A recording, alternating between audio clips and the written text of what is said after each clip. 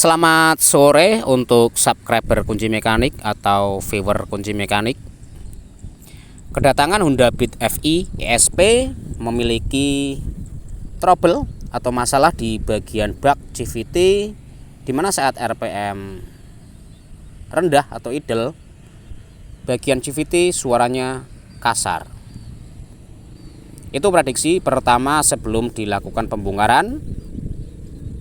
Intinya nanti bagian CVT saya bongkar, saya teliti, saya cek apakah suara abnormal itu muncul di bagian CVT atau di bagian mesin tengah.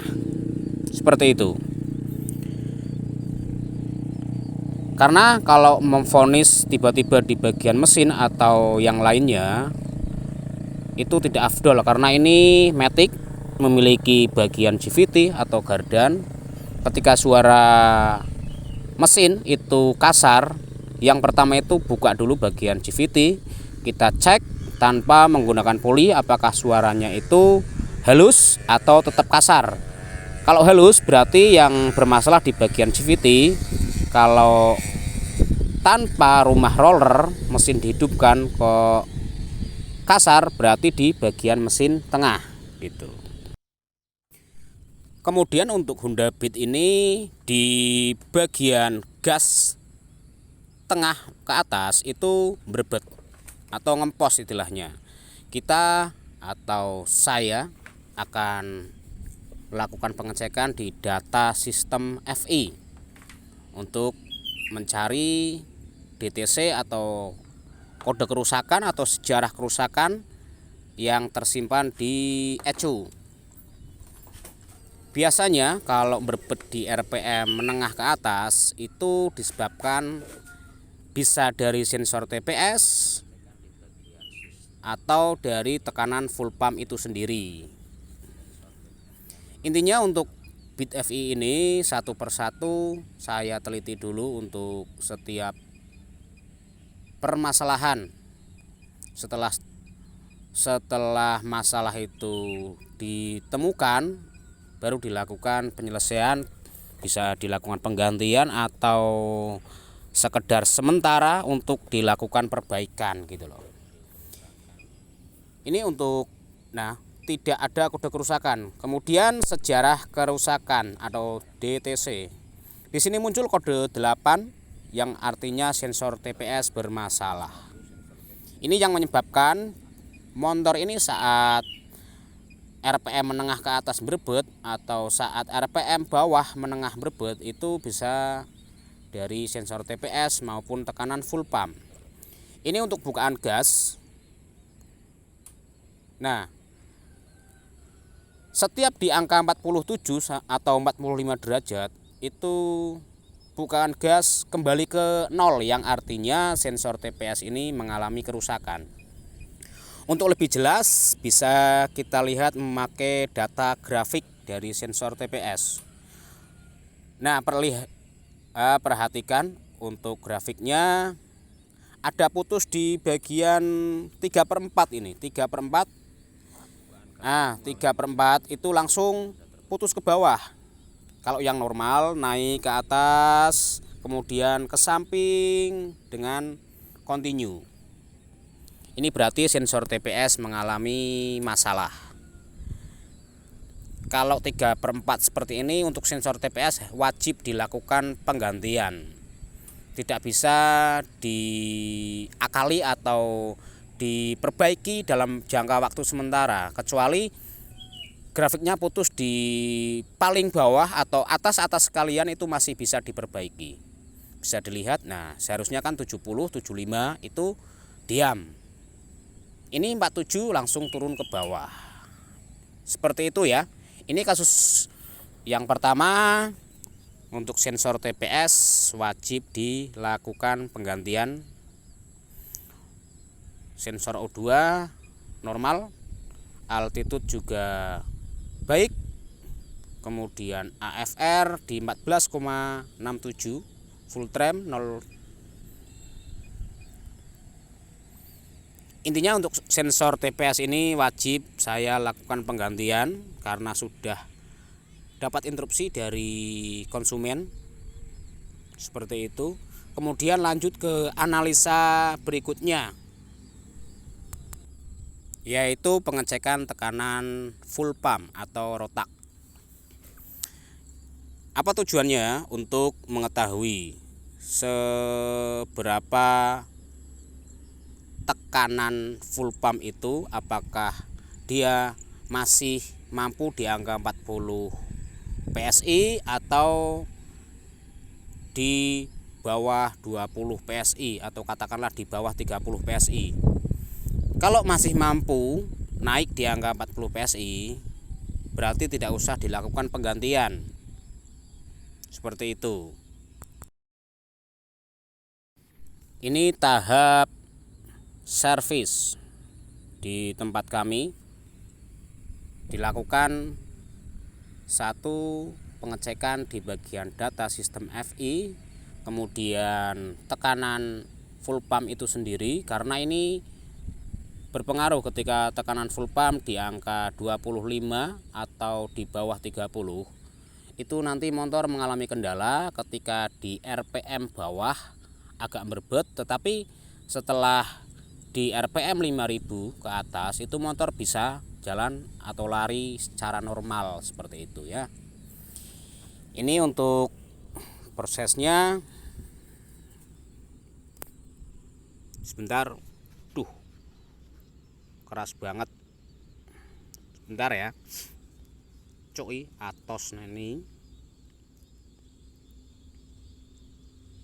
Nanti bisa dilihat apakah tekanan full pump ini bisa naik di angka 40 PSI, kurang lebih seperti itu, karena standarnya 40 sampai 42 PSI untuk tekanan full pump atau rotak daripada sepeda motor Beat FI ini. Cuy angel neni. Duh, ora gelem anteng. Duh, ndak mau diam.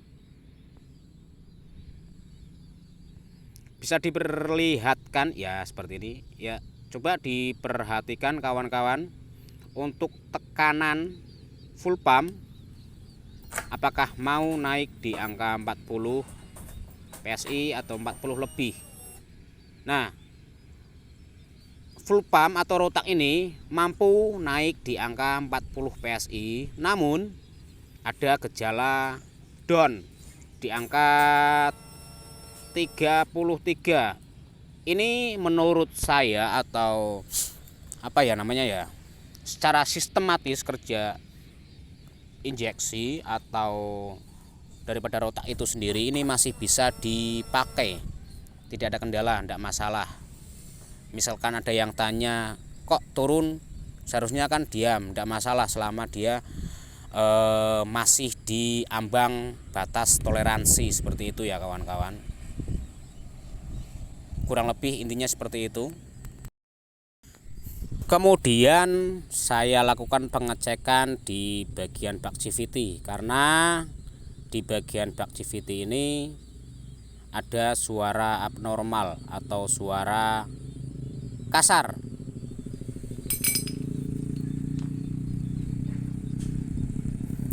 Mohon maaf tidak ada video full karena nanti durasi terlalu panjang. Nah, kurang lebih seperti ini, bahwa rumah roller antara bosingnya dan rumah rumah bosing daripada as kruk, intinya apa ya, kruk as lah. Pokoknya intinya rumah roller ini bosingnya mengalami kelonggaran atau oblak, sehingga saat RPM rendah atau idle, mesin idle itu mengalami suara kemplatak. Langsung saja ini ganti. Untuk rumah rollernya saya lakukan penggantian. Kurang lebih barangnya seperti ini.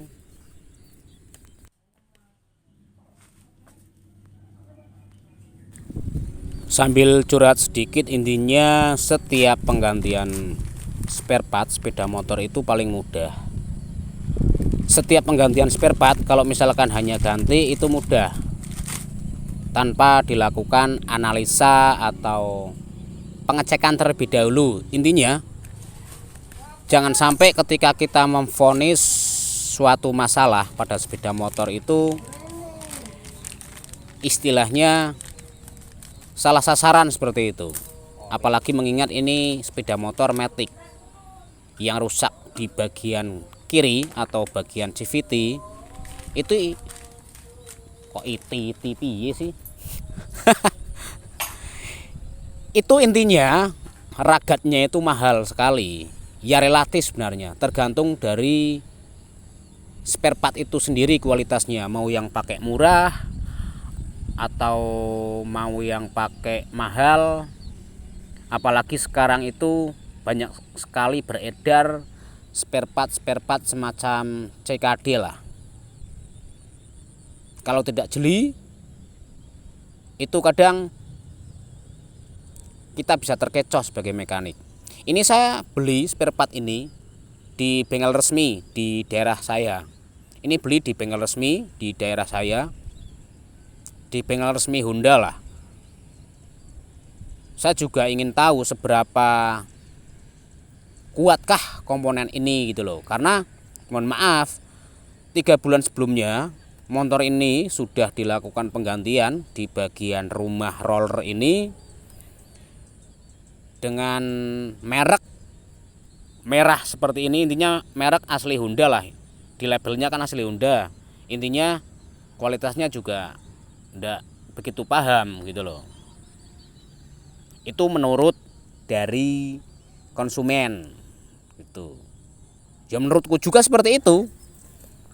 Menurutku juga apa ya, barangnya itu semacam kayak CKD gitu loh. Makanya ini saya tadi berusaha mencari di bengkel resmi ada perbedaannya atau tidak gitu loh.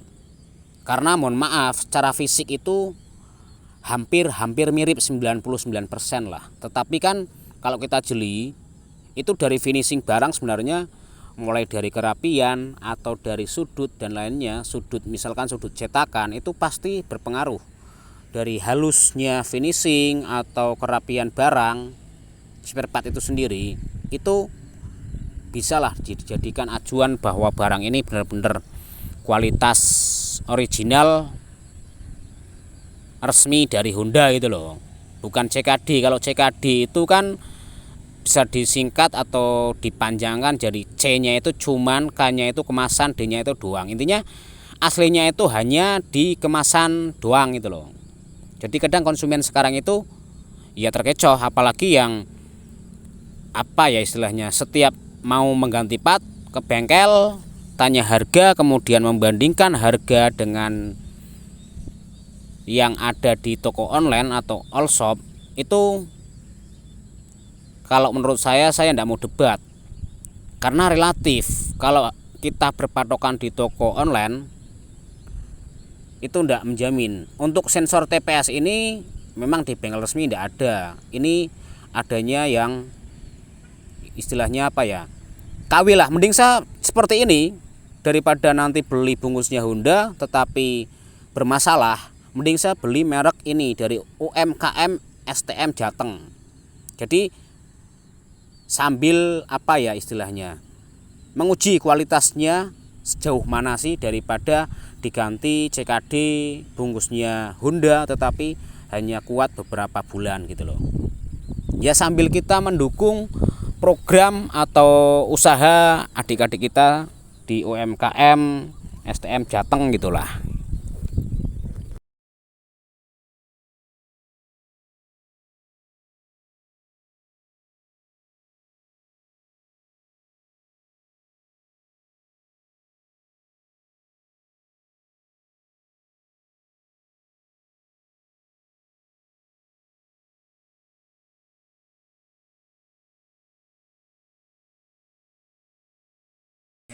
Na na na na na na na wang wang banter nani rek. Ini untuk TPS yang lama saya ganti dengan TPS yang baru, buatan dari UMKM STM Jateng, Jawa Tengah.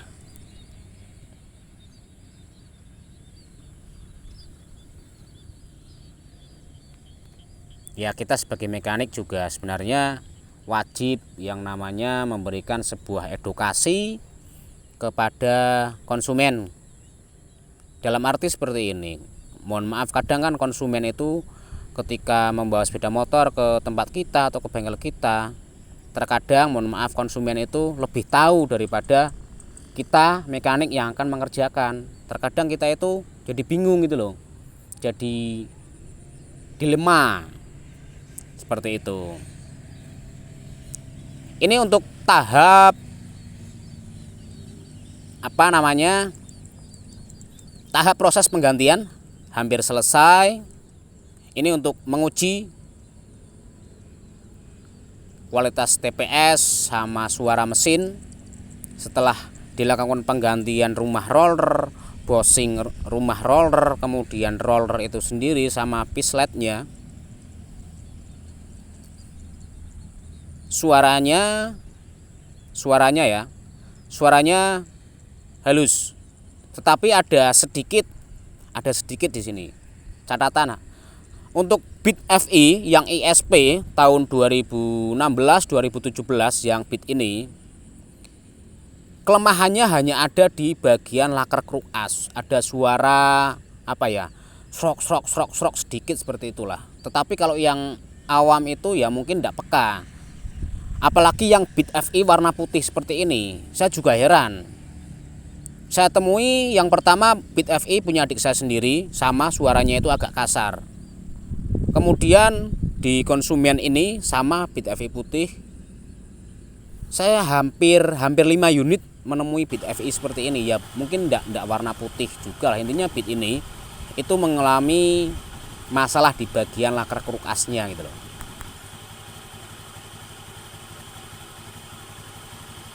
Ini untuk bushing rumah roller sudah parah seperti ini, makanya saya lakukan penggantian satu set. Takutnya nanti ini tidak diganti, rumah roller diganti, malah timbul efek kerusakan lagi. Saya takutnya seperti itu, mending saya ganti sekalian untuk bushing rumah roller ini loh. Ini tahap terakhir pengecekan di sistem data FI-nya, mulai dari bukaan gas, sensor TPS, kemudian kerusakan, serta reset ECM atau ECU-nya ke mode default. Kurang lebih seperti itu. Karena ini tekanan full pump masih di angka yang normal, saya berani untuk melakukan reset ECM atau ECU. Untuk bukaan gas atau sensor TPS setelah saya lakukan penggantian itu naik di angka 75 derajat dan tidak jatuh, intinya tidak anjlok. Kemudian untuk grafik daripada bukaan gas atau sensor TPS, kalau menggunakan grafik yang normalnya, intinya ketika sensor TPS normal itu tidak ada grafik jatuh atau anjlok tiba-tiba, harus naik lurus sampai atas, dan ketika gas diturunkan itu lepas secara perlahan. Nah, kurang lebih seperti ini, tidak ada grafik yang terputus. Ini artinya sensor TPS yang baru saya nyatakan berfungsi dengan baik. Saya nyatakan berfungsi dengan baik untuk UMKM STM Jateng. Ini spare part yang saya ganti, ada rumah roller, kemudian ada roller saya ganti satu set, kemudian ada sensor TPS, bushing rumah roller, sama baterai atau aki. Semoga motornya awet Pak Bu, tidak kendala lagi, mudah-mudahan bisa dibuat untuk mencari rezeki. Dan ini pisletnya juga saya ganti, Pak, Bu. Mungkin hanya itu yang bisa saya sampaikan atau saya ulas di video BitFI kali ini. Terima kasih.